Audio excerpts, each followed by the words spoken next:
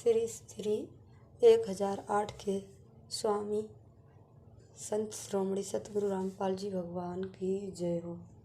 सत साई पवन भाई भैया, कुछ सपने को लेकर आपसे कुछ बातें शेयर करना चाहती हूँ। परमात्मा ने प्रेरणा की है दासी को।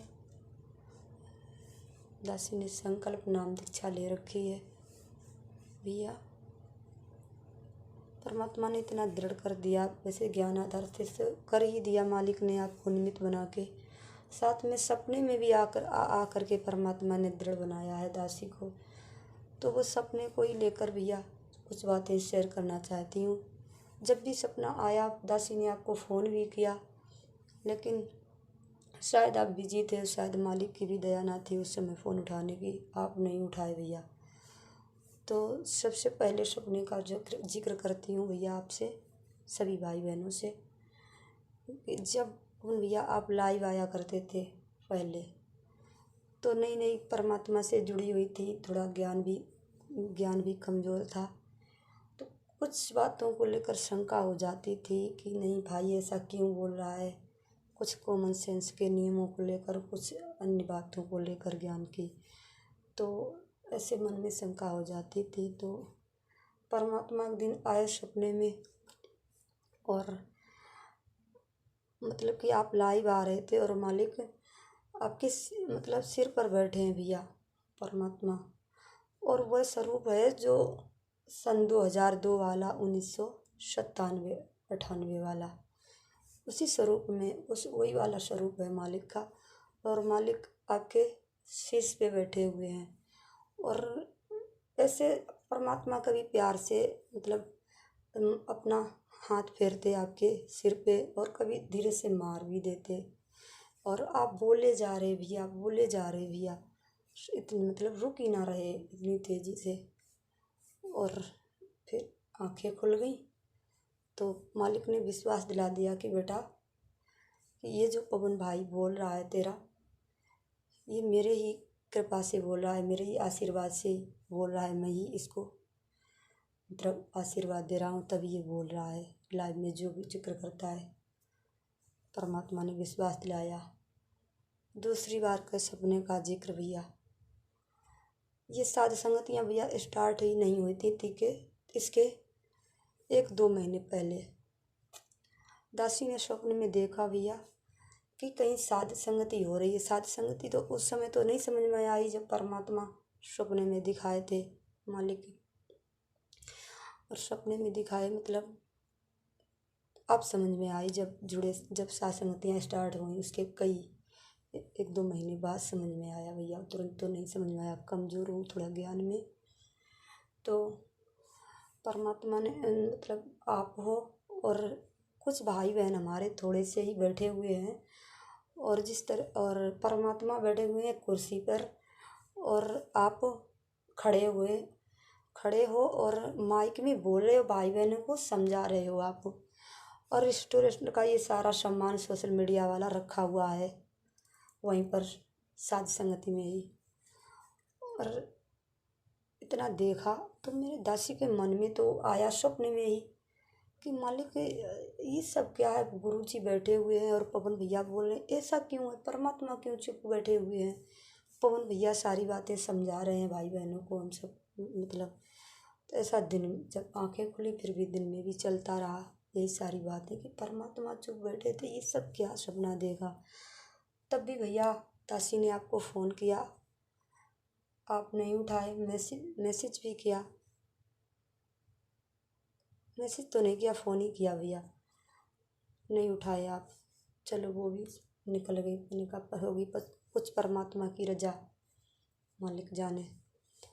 फिर जब भैया ये स्टार्ट हुई साध संगतियाँ, जब साध संगतियाँ स्टार्ट हुई तो परमात्मा ने तो आपको ही सेवा दे रखी है बोलने की, भाई बहनों को समझाने की, आप समझाते हो। और फिर परमात्मा का वो सत्संग सुनाए आप कि जहाँ मेरी महिमा होती है वहाँ मैं गगन करंत, जहाँ वो तो नंगर अमान है जहाँ मेरे प्यारे संत। जहाँ मेरी महिमा होती, मतलब मैं पहुँच जाता हूँ। तो शायद परमात्मा ने वो साथ संगति वाला ही मालिक ने दिखाया था सपना। तो पवन भैया, जब भी साथ संगतियाँ जहाँ भी होती हैं, परमात्मा पर विराजमान होते हैं, मालिक बैठे रहते हैं, सभी को देखते रहते हैं। मालिक ने पहले ही सपने में दिखा दिया मेरे को। तब मेरे को समझ में आया कि ये हाँ, परमात्मा ने साथ संगति के लिए संकेत किया था। उसके बाद तीसरी बार का सपना भैया, तीसरी बात का ये सपना भैया, जब आपने वो एक पोस्टर बताया था पीला वाला, परमात्मा की ज्ञान प्रचार वाली सेवा के लिए, जो मतलब पीला वाला सा बनाया था परमात्मा की ज्ञान प्रचार की सेवा के लिए। तब भी परमात्मा भैया एक दिन पहले परमात्मा आए, दो दिन पहले भैया परमात्मा आए सपने में। दासी ने देखा, मतलब और आप हो, और आपके साथ एक और भाई है जिसको मैं पहचानती नहीं। उस भाई को और दासी है, और परमात्मा वहीं पर प्रकट हो गए जहाँ हम भाई बहन थे। और मालिक आपसे बोले कि बेटा थोड़ा बड़ा सा पोस्टर बना, और बोले और खूब बढ़ चढ़ कर सेवा कर बेटा, अब समय आ गया है तेजी से ज्ञान प्रचार करने का, खूब बढ़ चढ़ के सेवा कर, ऐसे बोले परमात्मा। बस दासी की आँख खुल गई। तो मैं समझ ना पाई कौन सा पोस्टर, कौन सा वाला नहीं भैया।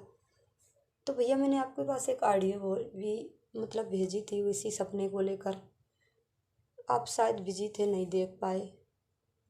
चलो ठीक है, पता नहीं। तो तीसरे दिन भैया आप लाइव आ गए।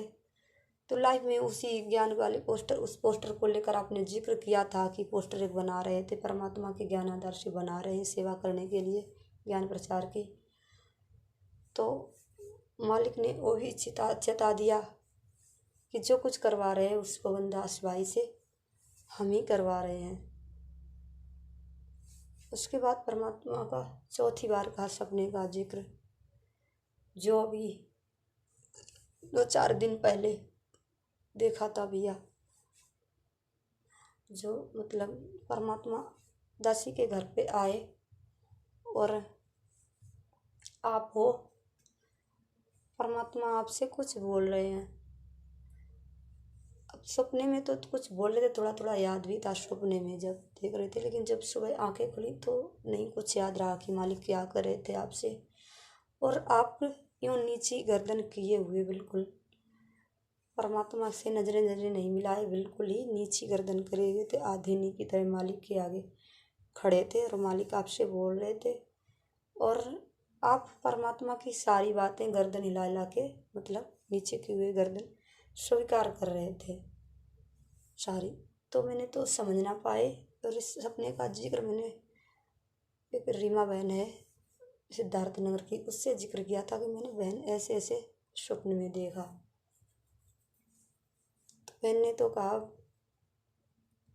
याद नहीं समझ पाए थोड़ा।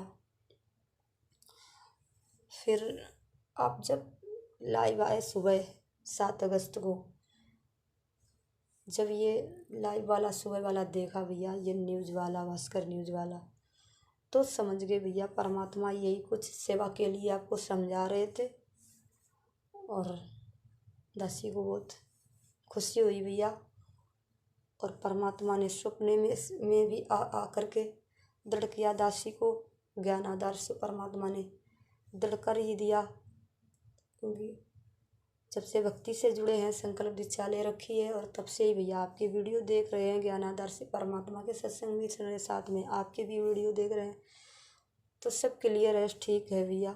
और परमात्मा ने सपने में भी आ करके दृढ़ कर दिया कि बेटा साध संगति से जुड़े रहना है, साध संगति ही मेरा मिशन है, सच्चा मार्ग है, आगे बढ़ेगी,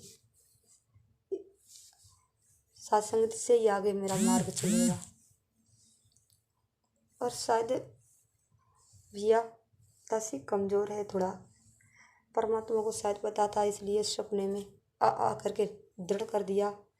और इस समय भैया पता नहीं इतने भाई बहन जुड़ जाते हैं व्हाट्सएप से, जो साध संगति से जुड़कर अब दूर होके राग द्वेष पाल के पवन ठग 10वें अंश का पैसा ले रहा है, परमात्मा के ज्ञान में मेन कर रहा है, ऐसा सब कुछ जुड़ जाते हैं, मैसेज करते रहते हैं, फ़ोन भी करते हैं 1-2 बार।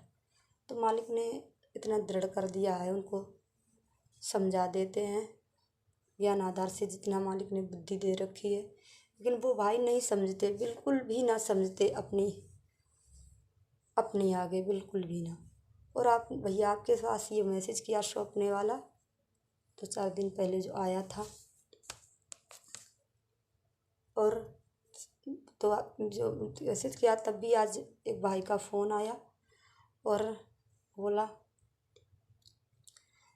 कि क्या सपने में कब से जुड़े हो पवन दास से।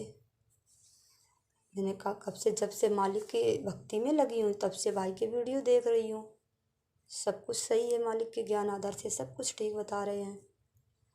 और सपने में आए थे परमात्मा गुरुजी आपके, क्या बताए थे, हमने आपका मैसेज देखा था, ऐसे बोला भाई। मैंने कहा ऐसे ऐसे बताए थे परमात्मा, ऐसे। फिर वह भाई बोलने लग गया, वो तो पवन वो ठग है, 10वें अंश का पैसा ले रहा है और पता नहीं क्या क्या। तो मैंने उससे कहा भाई से ही बात करो, इस मामले में मेरे से क्यों कर रहे हो। आपको लग रहा है कि वो 10वें अंश का पैसा ले रहा है, ठग रहा है, तो उस डायरेक्ट भाई से ही बात करो ना, मेरे से क्यों कर रहे हो भाई। तो मैं क्या करूं, तो मेरे को तो बिल्कुल सब ठीक लग रहा है परमात्मा के ज्ञान आधार से। आपको लग रहा है कि ऐसा गलत कर रहा है तो आप डायरेक्ट भाई से ही बात करो। फिर उस बात का उसने नहीं जिक्र किया। फिर बोला आप कबीर साहब की जय क्यों नहीं बोलते, कबीर साहब की क्यों नहीं जय। मैंने कहा कबीर साहब मेरे परमात्मा हैं, तो मैं एक जय बोलती हूँ, मालिक की बंदी छोड़ सतगुरु रामपाल जी भगवान की जय हो। इस जय को लेकर इतना माथापच्ची करते रहा। मैंने फिर भैया उसका फ़ोन ही काट दिया। भैया मेरे को आपको नहीं समझा सकती, आप साध संग से जुड़े होकर भी और आप मतलब नहीं समझ पा रहे हो, तो दासी क्या समझा सकती है आपको। ये राग द्वेष पाल के आप मतलब सतलोक नहीं जा सकते भाई। जब एक भगत को नहीं समझ पा रहे तो भगवान को कहाँ से समझोगे। ऐसे करके शायद ये भैया भाई बहन मेरे को थोड़ा कभी मैसेज से कभी फ़ोन से डिस्टर्ब करने की कोशिश कर रहे हैं, भ्रमित। शायद इन्हें मालिक ने इसीलिए दासी को सपने में भी आ करके दृढ़ किया भैया कि थोड़ी दासी ज्ञान में थोड़ा ज्ञान आधार से जल्दी जवाब नहीं दे पाती। शायद परमात्मा ने इसीलिए सपने में आ करके मालिक ने दृढ़ बनाया है कि बेटा साध संग से दूर नहीं होना है। वो तेरे भाई को वनदास, उसको मैंने ही निमित्त बना रखा है, सारा कुछ परमात्मा ने समझा दिया है मालिक के ज्ञान आधार से। अब परमात्मा से नहीं दूर होंगे, ना ही साध संगत से दूर होंगे भैया, बिल्कुल लगे रहना है परमात्मा जब तक नहीं आ रहे दृढ़ता से। यही सच्चा मार्ग है, मालिक ने सब कुछ समझा दिया, क्लियर करा दिया। यही कुछ थोड़ी बातें शेयर करनी थी भैया आपसे, सभी भाई बहनों से। सत साहिब श्री श्री 1000 के स्वामी 1008 के स्वामी संत श्रोमणी सतगुरु रामपाल जी भगवान की जय हो। सत साहिब।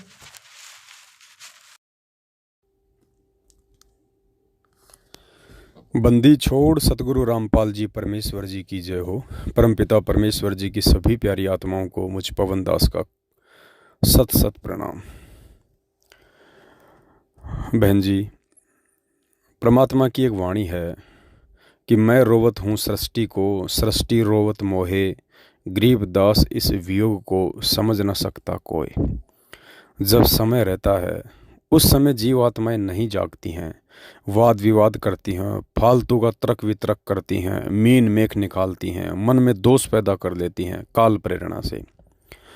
और जब वे महापुरुष यहाँ से चले जाते हैं उसके बाद उन्हें पूर्ण परमात्मा का दर्जा दे के, उनके नाम के आगे सैकड़ों उपाधियाँ लगा के, उनकी मंडी बना के, मंदिर बना के चढ़ावे चढ़ाती हैं, मन्नतें मांगती हैं। फिर क्या मिलेगा? कुछ नहीं। पिछले 27 वर्षों से यही स्थिति परम पूज्य सतगुरु रामपाल जी भगवान के साथ हो रही है। भगवान आके और हमें समझा रहा है, हमारे भले की कह रहा है, आत्म कल्याण का मार्ग दिखा रहा है। और हम नीच क्या कर रहे हैं उनके साथ में? जगत का तो दोष ही क्या है, बेचारों को ज्ञान नहीं है, वो तो कुछ भी कर सकते हैं। 10-10 साल से गुरुजी से सारनाम तक लेके लोग बरवाला कांड के बाद उनसे दूर हो गए, दूसरे पंथों में जाके उनके विषय में उल्टा सीधा बोलते हैं, भला बुरा कहते हैं। तो बहन, ये तो इस काल भगवान की प्रकृति का नियम है, गंदा लोक है। यहाँ आप किसी के भले की बात करो तो वो आपसे नाराज़ हो जाएगा। परमात्मा कहते हैं ना, गधे की आंख में घी डालो तो वो सोचेगा मेरी आंख फूट रहा है। तो वो स्थिति है यहाँ पे।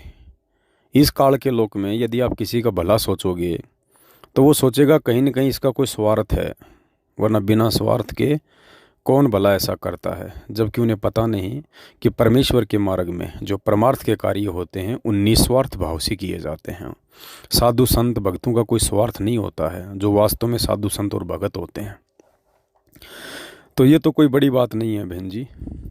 दूसरी बात, परमात्मा सब कुछ करने में समर्थ है।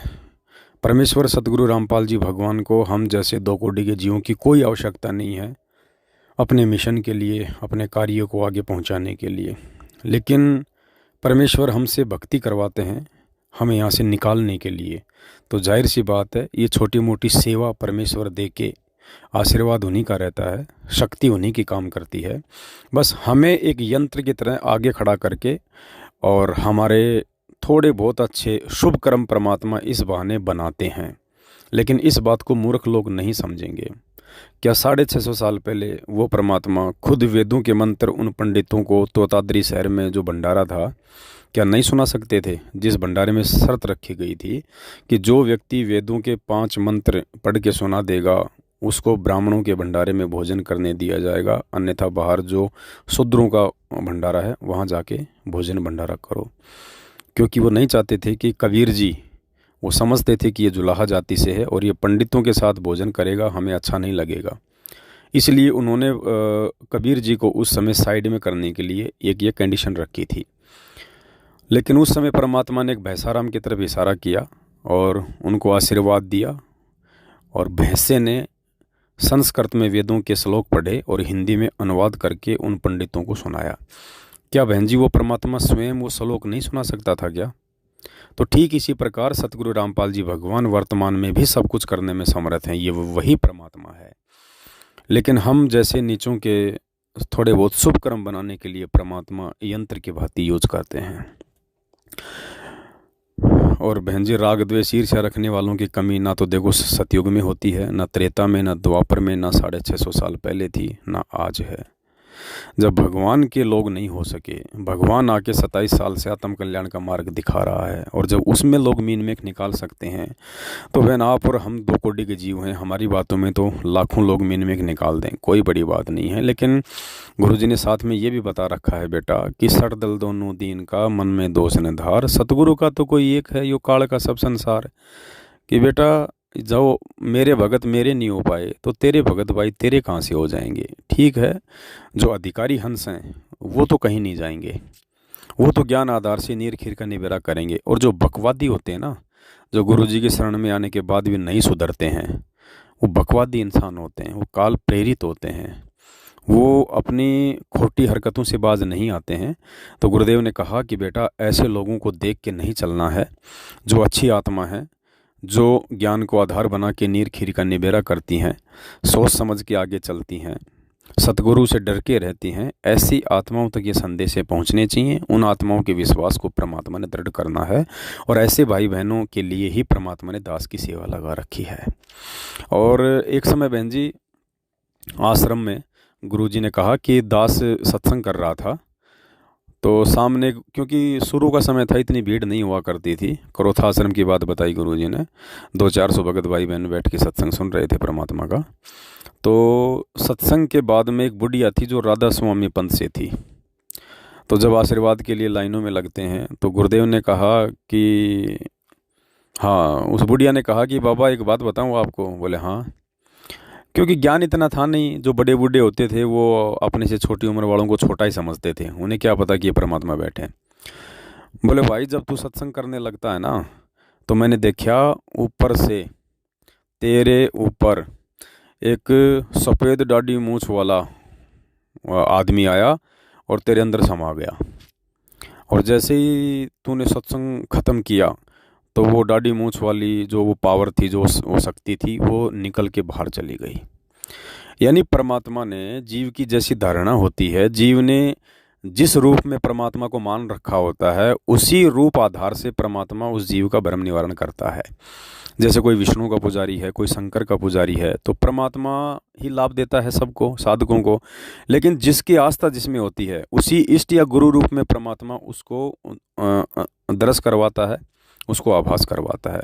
तो बुढ़िया की आस्था यही थी कि दाढ़ी मूछ वाला ही भगवान है, तो परमात्मा ने वही दृश्य बुढ़िया को जो है वो दिखा दिया।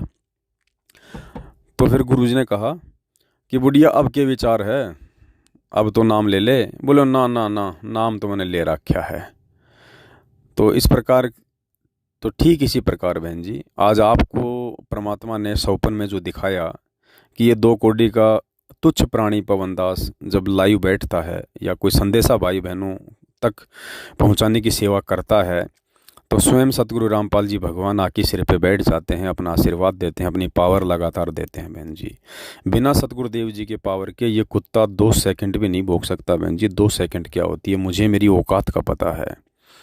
मैं बहन जी त्रेता युग वाले नल नीर की तरह मान बढ़ाई या अहंकार में आके अपना बेड़ा गर्क नहीं करवा सकता। ये ज्ञान भगवान ने पहले इसीलिए दिया है, उसके बाद में दास को खड़ा किया है। सारी वीक पॉइंट बता के, सारे कमज़ोर पॉइंट बता के परमात्मा ने दास को निमित्त बनाया है, कि यंत्र की भांति। तो दास बहन जी वो नल नील वाली गलती नहीं कर सकता, क्योंकि मुझे मेरी औकात का पता है कि मेरे पीछे किसका सपोर्ट है, कौन मेरे सिर पे बैठा है। मुझे इस बात का आभास है बहन जी। देखो, जब किसी आदमी को बुखार होता है ना, तो उसको खुद को आभास होता है शरीर की पीड़ा से। दूसरा आदमी आभास नहीं कर सकता कि इसको बुखार है, क्योंकि बुखार में कोई फोड़े तो निकलते नहीं, अंदर की पीड़ा होती है, शरीर टूटता है। तो जिसको बुखार होता है ना, उसी को मालूम पड़ता है इस बात का। तो बहुत सारी बातें हैं बहन जी करने को तो, लेकिन जो समझ जाए उसका भला, ना समझे वो समय आने पे परिणाम भुगतेगा बहन जी। और हमारी तो सेवा है, हम तो करते रहेंगे भाई परमात्मा के आशीर्वाद से। जब हमारे बाप ने संघर्ष करने से पीछे कदम नहीं हटाए, तो हम कौन होते हैं हटाने वाले, जब हमारा बाप साक्षात हमारे सिर पे बैठा हुआ। तो बस बहन जी, और क्या बताएं, जो परमात्मा का होगा वही समझेगा इन बातों को। बाकी तो भैंस के आगे बीन बजाने जैसा है। सत साहिब।